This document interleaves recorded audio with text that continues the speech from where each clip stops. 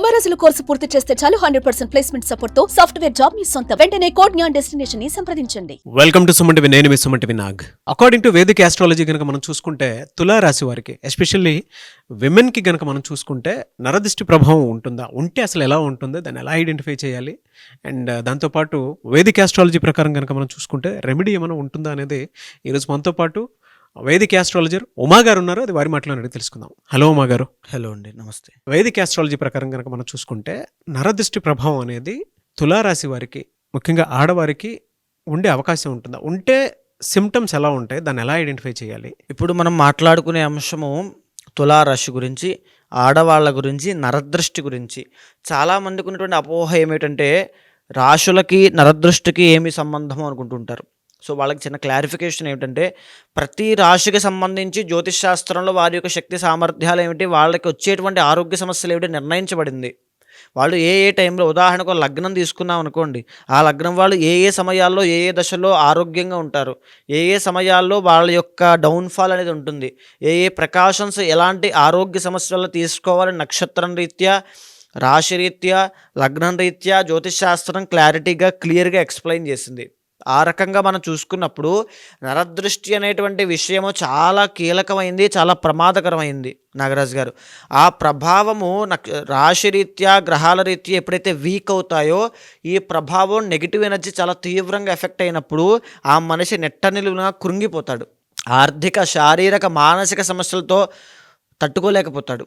అలాంటి వాళ్ళకు ఉపశమనం కలగాలి, ఒక ప్రికాషన్లా ఉండాలి అని చెప్పడం కోసం ఈ వీడియో మనం చేస్తున్నాము. అయితే ఇప్పుడు తులారాశి కనుక చూసుకుంటే చిత్త 3, 4, స్వాతి, విశాఖ 1, 2, 3 పాదాల దాకా తులారాశిగా పరిగణించబడతారు. ఈ తులారాశి వాళ్ళకి ముఖ్యంగా మనం ఇప్పుడు నరదృష్టి గురించి మాట్లాడుతున్నాం కాబట్టి ఒక చిన్న క్లారిఫికేషన్ ఇవ్వాలండి. నరదృష్టి అంటే కేవలము ఒక పదము, ఏదో 10 మంది చూస్తే మనకి నరదృష్టి నిమ్మకాయ ఉప్పు తీస్తే అయిపోతుంది అని చాలామంది అనుకుంటూ ఉంటారు. నరదృష్టి వల్ల నిజంగా దాంట్లో ఎన్ని రకాలు ఉన్నాయి, దానివల్ల ఎన్ని ప్రమాదాలు జరుగుతాయి ఒక్కసారి తెలుసుకుంటే దాని యొక్క ప్రమాద స్థాయి ఏంటో తెలుస్తుంది. నరదృష్టిలో 5 రకాలు ఉంటాయి నాగరాజు గారు. ముఖ్యంగా మొదటిది సామాన్యమైన నరదృష్టి. అంటే ఎవరైనా మనం బయటికి వెళ్ళినప్పుడో, ఇంట్లో ఏదో చిన్న చిన్న కార్యక్రమాలు లేకపోతే శుభకార్యం జరిగినప్పుడు ఖచ్చితంగా 10 మందిని పిలుస్తాము, వాళ్ళ యొక్క దృష్టి మన మీద పడుతుంది. అది సామాన్యమైన నరదృష్టి, పర్వాలేదు, అంతవరకు అందరికీ పరిచయం ఉన్నటువంటిదే ఇది. అయితే దీనివల్ల ఏం జరుగుతాయి, తలనొప్పి ఎక్కువగా రావడము, వామిటింగ్స్, ఆకలి లేకపోవడము, నిద్ర పట్టకపోవడము, కాస్త ఇబ్బందికరంగా ఆ 2-3 రోజుల ఎఫెక్ట్ అనేది ఖచ్చితంగా కనబడుతుంది. దానికి సంబంధించి వాళ్ళు చిన్నగా రెమెడీస్ అనేవి చేసుకుంటూ ఉంటారు ఇంట్లో. అది సామాన్యమైన నరదృష్టి. ఇక రెండవది మహానరదృష్టి అని ఉంటుందండి. ఈ మహానరదృష్టి కనుక తీసుకుంటే చాలా ప్రమాదకరమైంది. తీవ్రమైన ఆరోగ్య సమస్యలు రావడానికి, ఇంట్లో ఒకరి తర్వాత ఒకరు మరణం చెందడానికి, తరువాత యాక్సిడెంట్స్ అవ్వడానికి, గాయాలు పాలవ్వడానికి, అవయవాలు నష్టపోవడానికి, తరువాత చెప్పాలంటే శుభకార్యాలు అర్ధాంతరంగా మధ్యలో ఆగిపోవడానికి, శుభకార్యాలతో పాటుగా గృహ నిర్మాణములు, వ్యాపారస్థల నిర్మాణములు. ఒక వ్యక్తి ఉంటారండి, ఒక బిజినెస్ చేస్తూ ఉంటాడు, వ్యాపారం చేస్తూ ఉంటాడు. ఆయన ఏం చేస్తూ ఉంటాడు, ఒక పెద్ద వ్యాపార స్థలం కడదామని, ఒక షాపింగ్ మాల్ కడదాం అనుకుంటాడు. అందరి దృష్టి దాని మీద ఎప్పుడైతే మహానరదృష్టి పడుతుందో అది మధ్యలో ఆగిపోతుంది. సంవత్సరాలైనా అది కట్టలేకపోతారు. బాగా గుర్తుపెట్టుకోండి, ఈ మహానరదృష్టి చాలా ప్రమాదకరమైంది. ఇక మూడవది సంభోగ దృష్టి. ఈ సంభోగ దృష్టి ఎప్పుడైతే పడుతుందో, ఇద్దరు భార్యాభర్తలు కానీ ఒక రిలేషన్లో ఉన్నప్పుడు కానీ, వాళ్ళు చాలా అన్యోన్యంగా ఉన్నప్పుడు, వాళ్ళిద్దరిలో అందంగా ఉన్న వాళ్ళ మీద కనుక ఎవరైనా దృష్టి, మోహచూపులు కనుక సంభోగ దృష్టి కనుక పడింది అంటే వాళ్ళ ఇద్దరు అన్యోన్యత డ్యామేజ్ అవుతుంది, లేదా అక్రమ సంబంధాలకి దారితీస్తాయి, లేదా ఆ దంపతుల మధ్యలో అనుమానములు, సందేహాలు, భర్త భార్యని, భార్య భర్తని సరిగ్గా పట్టించుకోకపోవడము, ఇంతకు ముందులా ఉండకపోవడము, అన్నీ షేర్ చేసుకోలేకపోవడం, అవన్నీ కూడా మొదలయ్యి డైవర్స్ దాకా వెళ్తుంది. ఖచ్చితంగా వాళ్ళ రిలేషన్ అనేది దెబ్బతింటుంది. ఇక నాలుగవది సంతాన దృష్టి. సంతాన దృష్టి అంటే మన ఇంట్లో ఉండేటువంటి చంటి పిల్లలు కానీ, లేకపోతే చదువుకునేటువంటి విద్యార్థులు, మన ఇంట్లో 10th క్లాసో, ఇంటరో, బీటెక్కో చదువుతూ ఉంటారు. వాళ్ళ మీద ఎప్పుడైతే సంతాన దృష్టి అనేటువంటిది పడుతుందో దానివల్ల ఒక్కొక్కసారి చంటిపిల్లలు అర్ధరాత్రి ఏ కారణం లేకుండా కూర్చుని ఏడుస్తూ ఉంటారండి. అది మనం బాగా గమనిస్తూ ఉంటాం, ఎందుకో అనుకుంటూ ఉంటాం. ఆకలి వేయదు వాళ్ళకి, తినరు, సరిగ్గా చిక్కిపోతూ ఉంటారు, అస్తమాను జ్వరం వస్తుంది, ట్యాబ్లెట్లు వేయాలి, డాక్టర్ దగ్గర పరిగెట్టాలి, లేకపోతే ఈ యొక్క డైజెషన్ ప్రాబ్లమ్స్ వస్తాయి. ఇవన్నీ కూడా చంటిపిల్లలు ఖచ్చితంగా వస్తాయి సంతాన దృష్టి వల్లనే. రెండవది, చదువుకునేటువంటి వాళ్ళకి చదువు మీద శ్రద్ధ తగ్గిపోయి వ్యసనాల మీద, జల్సాల మీద తిరగడము, డబ్బులు వృధా చేయడం లాంటివన్నీ కార్యక్రమాలు చదువు మానేసి చేస్తూ ఉంటారు చాలామంది. సంతాన దృష్టి. తరువాత ఎవరైతే ప్రెగ్నెంట్ లేడీస్ ఉంటారో వాళ్ళకి కన్సీవ్ అయిన తర్వాత డెలివరీ లోపులో ఈ యొక్క ఇబ్బంది అనేది మిస్క్యారీ అనేటువంటి జరుగుతుంది. సంతాన దృష్టి ఖచ్చితంగా దృష్టి పడింది అంటే, నరదృష్టి పడింది అని అంటే మిస్క్యారీ అయిపోతుంది, సంతాన నష్టం అనేటువంటిది కలుగుతుంది. అండ్ ఇంకొకటి బ్లీడింగ్ ప్రాబ్లమ్స్ అవ్వచ్చు, పీసీఓడి ఆర్ పీసీఓఎస్ అవ్వచ్చు. ఇవన్నీ ప్రాబ్లమ్స్ కూడా ఈ యొక్క సంతాన దృష్టి వల్ల ఖచ్చితంగా కలుగుతాయి. దీంతో పాటుగా ఆఖరిది మా సూక్ష్మ నరదృష్టి అని ఉంటుందండి. అంటే ఇది చాలా స్లో పాయిజన్ లాంటిది నాగరాజు గారు. ఎందుకనంటే ఇప్పుడు అన్నీ కూడా బయటికి కనబడుతూ ఉంటాయి, తెలుస్తూ ఉంటాయి. కానీ ఇది మాత్రము తన సొంత చేతి వేళ్లతో తన కళ్ళు పొడిపించుకునే విధంగా మారుతుంటుంది సూక్ష్మ నరదృష్టి. మన సొంత వాళ్ళు, మన ఫ్రెండ్స్, మన పరివారము, మన కుటుంబంలో ఉన్నవాళ్ళు ఎవరో ఒకళ్ళు మనం ఎదుగుతున్నామని తెలిసి అక్కడికి వెళ్ళొద్దు, అది చెయ్యొద్దు, నష్టపోతావు, పాడైపోతావు, పడిపోతావు, అప్పులు పాలైపోతావు, నాశనం అయిపోతావు, ఒక్కరే ఉంటావు, నీకు ఎవ్వరు తోడుండరు, నువ్వు ఒక్కడివే అవసరమా, ఇలాంటి బ్రెయిన్ వాష్ అన్నీ చేయడం వల్ల ఆ వ్యక్తి ఎంతో స్ఫూర్తిగా ఒక సెల్ఫ్ కాన్ఫిడెన్స్తో వెళ్ళగలిగేటువంటి వ్యక్తి ఆ కాన్ఫిడెన్స్ అంతా కూడా లాస్ అయిపోతాడు. సూక్ష్మ నరదృష్టి చాలా చుట్టుపక్కనే ఉంటారు. బాగా తెలిసిన వాళ్ళే. సో వాళ్ళకి అన్ని విషయాలు తెలుసు. మనం ఎదిగిపోతామని ఎక్కడో ఒక రకమైనటువంటి ఇబ్బందితో వాళ్ళు చెప్తూ ఉంటారు. అది జాగ్రత్తలా అనిపిస్తుందండి, కానీ జాగ్రత్త కాదు. తల్లిదండ్రులు చెప్పేటువంటి జాగ్రత్తకి వీళ్ళు చెప్పేటువంటి మాటలకి చాలా థిన్ లేయర్ అడ్డుంటుంది. బాగా వ్యక్తిగతంగా మీరు కూర్చుని ఆలోచిస్తే అది తెలుస్తుంది ఎవరు ఎలా చెప్తున్నారు అనేటువంటిది. అదే సూక్ష్మ నరదృష్టి. ఒక అక్క చెల్లెలకి కూడా చెప్పచ్చు సూక్ష్మ నరదృష్టి. అది చెల్లెలు ఎదిగిపోతున్నానో, అక్క ఎదిగిపోతున్నానో ఆ రకమైనటువంటి కూడా కుటుంబాల నుంచి ఉంటాయి ఖచ్చితంగా. అదే సూక్ష్మ నరదృష్టి. అది ఉన్నప్పుడు ఏం జరుగుతుందంటే అండి, ప్రయత్నం సొంతంగా వాళ్ళంతటి వాళ్ళే ఆపేసుకుంటారు, ఎదగలేరు. ఎందుకులే మన వాళ్ళేగా చెప్తున్నారు, మంచి కోసం చెప్తున్నారు కదా అని అనుకుంటారు. That is a negative feeling because of సూక్ష్మ నరదృష్టి అండి ఖచ్చితంగా. ఎలా సార్ మరి ఈ తులారాశి వారికి ఎస్పెషల్లీ విమెన్కి ఏ నరదృష్టి ఎక్కువ సోకే అవకాశం ఉంటుంది, దాని సిమ్టమ్స్ అసలు ఎలా ఉంటాయండి? ముఖ్యంగా మనం చూస్తే అండి, తులారాశి స్త్రీలు ఎలా ఉంటారో మనం ఆల్రెడీ ఒకసారి మాట్లాడుకున్నాం. చాలా అట్రాక్టివ్ పీపుల్ అండి, చాలా అందంగా, చాలా చాకచక్యంగా, యాక్టివ్గా, ఒక మనిషికి ఏ మనిషికైనా నచ్చే విధంగా తులారాశి స్త్రీలు ఉంటారు. సో వీళ్ళకి సంభోగ దృష్టి అనేటువంటిది చాలా ఎక్కువ శాతం వస్తుందండి. తరువాత మహానరదృష్టి. ఎందుకనంటే వీళ్ళకి తులారాశి వాళ్ళకి స్త్రీలకి నచ్చినటువంటి అబ్బాయిని పెళ్లి చేసుకోవాలనే కోరిక, ఆకాంక్ష చాలా ఎక్కువ శాతం ఉంటుంది కంపేర్ టు మిగతా అన్ని రాశులకి చూస్తే. సో ఎప్పుడైతే వీళ్ళకి సంభోగ దృష్టి అనేది కలుగుతుందో అనుమానాలు, సందేహాలు, రిలేషన్షిప్లో లవ్ ప్రాబ్లమ్స్ రావడము, లేకపోతే మ్యారీడ్ లైఫ్లో ఇష్యూస్ రావడము, వేరే వ్యక్తి యొక్క ఇన్ఫ్లుయెన్స్ పెరగడము, లేకపోతే పెళ్ళైనటువంటి ఇంట్లోనే సొంత అత్తగారి దగ్గర నుంచి ప్రెషర్ రావడము, సొంత మామగారి దగ్గర నుంచి ప్రెషర్ రావడము, సొంత అత్తగారే భార్యాభర్తలు ఇద్దరి మధ్యలో ఏదైనా ఇబ్బంది పెట్టే విధంగా ప్రయత్నం చేయడము, ఇవన్నీ కూడా సంభోగ దృష్టి వల్ల ఈ తులారాశి వాళ్ళకి ఇబ్బంది జరుగుతుంది ఖచ్చితంగా అండి. మ్యారిటల్ లైఫ్లో ఖచ్చితంగా ఇష్యూస్ వస్తాయి, నరదృష్టి ఉంటుంది. దాంతోపాటుగా ఈ తులారాశి స్త్రీలకి సంభోగ దృష్టి వల్లనే హెయిర్ ఫాల్ అవ్వడము, ముఖ వర్చస్సు తగ్గిపోవడము. వాళ్ళు కంపేర్ చేసుకుంటే నేనేంటి ఇంతకుముందు చాలా అందంగా ఉండేవాళ్ళను అని చెప్పి వాళ్ళ ఫోటోలు వాళ్ళు చెక్ చేసుకుని ఇప్పుడేంటి ఇలా అయిపోయానని చెప్పి బాధపడుతూ ఉంటారు. సో ఖచ్చితంగా మీరు చూసుకోండి, మీకే తెలుస్తుంది. నేను చెప్పే మాటలు బాగా కనెక్ట్ అవుతూ ఉంటాయి. ఎందుచేత అంటే తులారాశి స్త్రీలకి ఖచ్చితంగా ఈ ప్రాబ్లం వస్తుంది ఈ దృష్టి సోకడం తర్వాత. వైఫ్ అండ్ హస్బెండ్ ఖచ్చితంగా. దాంతోపాటుగా ముఖ వర్చస్సు తగ్గిపోవడం, అందం తగ్గిపోతుంది, అందవిహీనం అయిపోతారు ఆ దృష్టి సోకిన తర్వాత. వాళ్ళే చాలా బాధపడుతుంటారు. గొడవలు అవుతాయండి వైఫ్ అండ్ హస్బెండ్ కి? ఖచ్చితంగా గొడవలు అవుతాయి. భర్త ఫేస్ చేస్తున్నారా వాళ్ళు? ఖచ్చితంగా ఫేస్ చేస్తారు, ఇప్పుడు ఫేస్ చేయబోతున్నారు కూడా. ఈ మే దాకా, ఈ జనవరి మాసం దగ్గర నుంచి మే దాకా కూడా వాళ్ళు అదే ప్రాబ్లంలో ఉంటారు. కారణం ఈ దృష్టి.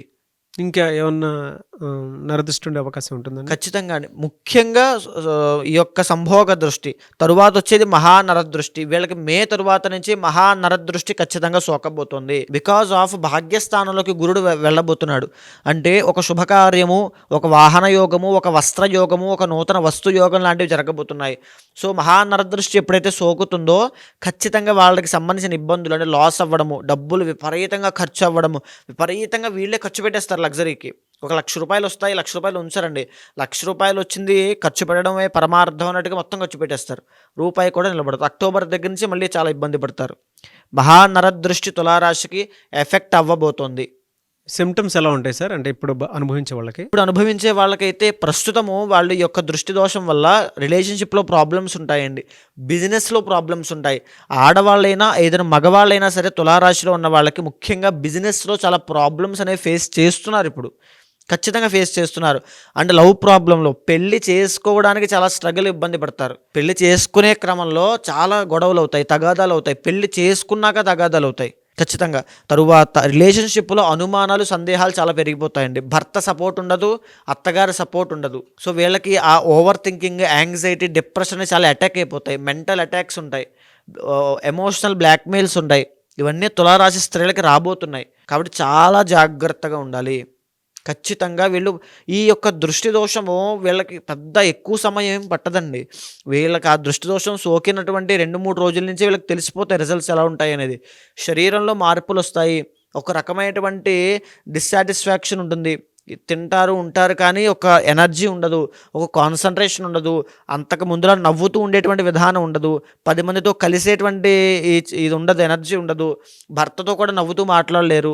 సో ఇంత ముందులాగా అట్రాక్ట్ చేసే పవర్, ఇందాక నేను ఫస్ట్ తులారాశి వాళ్ళు జనరల్గానే అట్రాక్ట్ చేస్తారని చెప్పానండి. ద ఒరిజినల్ గుణం, ఏదో గుణం ఉందో అది కోల్పోతారు వీళ్ళు. దీనికి రెమెడీస్ ఏమైనా ఉన్నాయా? ఖచ్చితంగా అండి. ఈ తులారాశి స్త్రీలు అష్టలక్ష్మి హోమం చేయించాలండి. అష్టలక్ష్మి హోమం చేస్తే అద్భుతంగా మళ్ళీ వాళ్ళకి పునర్వైభవం వచ్చినట్టే. అంటే వాళ్ళకి ఆ ఎనర్జీ మళ్ళీ దక్కినట్టే, ఆ అట్రాక్షన్, ఆ వర్చస్సు, ఆ తేజస్సు అన్నీ వస్తాయండి. మళ్ళీ అష్టలక్ష్మి హోమం చేయాలి. అష్ట ఐశ్వర్యములు తులారాశి వాళ్ళకి రావాలంటే అష్టలక్ష్మి హోమము ముఖ్యంగా జనవరి, ఫిబ్రవరి, మార్చ్, ఏప్రిల్ ఈ 4 మాసాల్లో ఖచ్చితంగా అష్టలక్ష్మి హోమం జరిపించాలి. ఓకే. అదేవిధంగా ఇప్పుడు నడిచేటువంటి తులారాశికి రాబోయే రోజుల్లో కాస్త భాగ్యస్థానాలు గురుడు వచ్చిన తర్వాత మంచి రోజులు రాబోతున్నాయి. కాబట్టి ఆర్థిక విషయాల్లో చాలా జాగ్రత్తగా ఉండాలి. ప్రతిరోజు కూడా తులారాశి వాళ్ళు పొద్దున్నే లేవగానే బ్రహ్మ ముహూర్తంలో లేచి, నిద్ర లేచి తలస్నానం చేసినా చేయకపోయినా పర్వాలేదు. సూర్యోదయం కాకముందు మనం జపం ఏదైనా ఆచరిస్తే దానికి స్నానంతో పని లేదండి. సూర్యోదయం అయ్యే సమయంలోనూ లేకపోతే తర్వాత సమయంలో చేసినప్పుడే స్నానం అనేటువంటిది ఆచరించాలి. అయితే సూర్యోదయం కంటే ముందే బ్రహ్మ ముహూర్తంలో చేస్తున్నాం కాబట్టి ఖచ్చితంగా మార్నింగ్ ఎయిదర్ మగవాళ్ళైనా ఆడవాళ్ళైనా మీ ఇంట్లో ఉండేటువంటి తులారాశి వాళ్ళు ఎవరైనా సరే వాళ్ళతో ఉదయం కూర్చోబెట్టి ఓం నమో వాసుదేవాయ అనేటువంటి మంత్రాన్ని ప్రతిరోజు 108 సార్లు ఉచ్చరించమని చెప్పండి. ఖచ్చితంగా మీరు చేయండి. తులారాశి వాళ్ళు ఈ యొక్క నరదృష్టి ప్రభావం వల్ల ఇన్ని ఎఫెక్ట్లు ఉంటాయి అనుకోవచ్చు. మీ జీవితంలో జరిగేటువంటి మార్పులకి, ఇబ్బందులకి, సమస్యలకి ఈ నరదృష్టే కారణం అండి. ఈ మంత్రం చేయండి, ఈ అష్టలక్ష్మి హోమం చేయండి, ఖచ్చితంగా మార్పులు వెతుక్కుంటూ వస్తాయి. ఆ దోషం పోతుంది, ఆ నెగిటివ్ ఆరా అనేటువంటిది పోతుంది. పర్ఫెక్ట్గా కాన్సన్ట్రేషన్ విద్యార్థులకి, ఆ ధనార్థులకి ఐశ్వర్యము, ఆ సంతానార్థులకి సంతానం, అవన్నీ వస్తాయి. ఆ దృష్టి దోషాలు, సంతాన దోషాలు అన్నీ పోతాయండి. ఎవరికి వారికి సంబంధించినటువంటి వాటిలో కనుక మనం చూస్తే వ్యక్తిగత జాతకం ప్రకారం ఒక్కొక్కరికి ఒక్కొక్క దోషాలు అవి ఉంటూ ఉంటాయి. జనరల్గా మీ దగ్గరకు వచ్చి ఏదైనా యజ్ఞాలు, యాగాలు, హోమాలు చేయించుకుందాం అనుకున్నటువంటి వాళ్ళు ఉంటారు, పెళ్లిళ్ళకు ముహూర్తం పెట్టించుకోవాలి అనుకున్నటువంటి వాళ్ళు ఉంటారు. దాంతోపాటు కొంతమంది అన్నప్రాసన వాటికి సంబంధించింది కూడా ఉంటుంది. కొన్ని యజ్ఞాలు, యాగాలు, హోమాలు. సో వాళ్ళ బిలీఫ్ సిస్టమ్ ప్రకారం మిమ్మల్ని అప్రోచ్ అవుదాం అనుకుంటారు. అది ఏ రాశి వారైనా సరే, నక్షత్రం వారైనా సరే. వాళ్ళకి మీరు టైం ఇస్తారా? అపాయింట్మెంట్ తీసుకోవచ్చా? ప్రాసెస్ ఏంటి? తప్పకుండా అండి. మీరు కింద కనిపించేటువంటి నెంబర్కి కనుక కాంటాక్ట్ అయితే ముఖ్యంగా ఈ జ్యోతిష్ శాస్త్రంలో ఎలాంటి సమస్యలున్నా, సందేహాలున్నా, లేకపోతే ఏదో మా మీద దుష్ప్రభావాలు ఉన్నాయి, ఇంట్లో శుభకార్యాలు ఆగిపోతున్నాయి, ఏంటో తెలియనటువంటి జీవితంలో అయిపోతుంది అనేటువంటి బాధ కానీ ఏమైనా ఉన్నా ఖచ్చితంగా జ్యోతిష శాస్త్రం అనేటువంటిది నిర్దిష్టమైన పరిహారం ప్రతి ఒక్కరికి చూపిస్తుందండి. యాస్ట్రాలజీ అనేటువంటిది ఒక ఆయుధం లాంటిది మన భారతదేశంలో. ఇది వెస్ట్రన్ కల్చర్లో కూడా అలవాటైందంటే దీని యొక్క పవర్ ఏంటో ఆలోచించవచ్చు. సో యాస్ట్రాలజీ ద్వారా ప్రతి మనిషిని ప్రిడిక్ట్ చేయొచ్చు. ఆ వ్యక్తికి ఎప్పుడు ఎలాంటి సమయాల్లో ఎలాంటి జాగ్రత్తలు తీసుకోవాలో తెలుసుకోవచ్చు. ఎలాంటి ఆరోగ్య సమస్యల విషయంలో జాగ్రత్త ఉండాలి, ఎలాంటి వృత్తి వ్యాపారంలో సక్సెస్ అవుతాడు, ఎలాంటి సమయంలో పెట్టుబడి పెట్టాలి, స్టాక్ మార్కెట్ అవ్వచ్చు, లేకపోతే ఇన్వెస్ట్మెంట్స్ అవ్వచ్చు, గోల్డ్ అవ్వచ్చు, ప్రతి దాని విషయం గురించి ఈ ఆస్ట్రాలజీ చాలా కూలంకషంగా డీప్గా చెప్పింది. కాబట్టి దీన్ని అర్థం చేసుకునే విధానంలో తప్పకుండా అప్రోచ్ అవ్వచ్చు. ఖచ్చితంగా ఆ ముహూర్తాలకైనా సరే, యజ్ఞ యాగాదులకైనా, ఏ పూజా కార్యక్రమానికైనా తప్పకుండా అపాయింట్మెంట్ తీసుకోండి. కన్సల్ట్ అవుతాను, ఖచ్చితంగా చేపిస్తాను. డెఫినెట్గా.